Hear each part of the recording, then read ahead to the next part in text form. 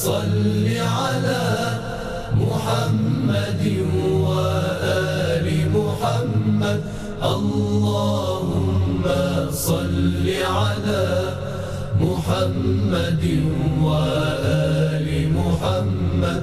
اللهم صل على محمد وآل محمد. بسم الله الرحمن الرحيم. استغفر الله الذي لا إله إلا هو الحي القيوم الرحمن الرحيم ذو الجلال والإكرام. وأسأله أن يتوب علي توبة عبد ذليل خاضع فقير بائس مسكين مستكين مستجيب لا يملك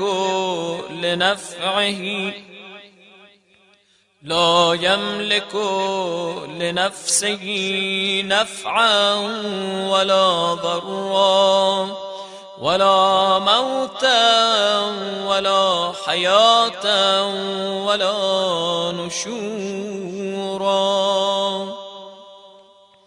اللهم إني أعوذ بك من نفس لا تشبع ومن قلب لا يخشع ومن علم لا ينفع ومن صلاة لا ترفع ومن دعاء لا يسمع.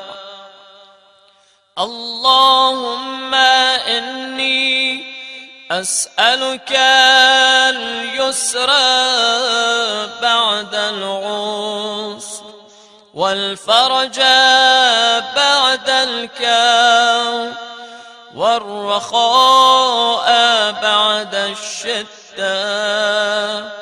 اللهم ما بنا من نعمة فمنك لا إله إلا أنت. أستغفرك وأتوب إليك. اللهم صل على محمد وآل محمد. اللهم صل على محمد وآل محمد. اللهم صل على محمد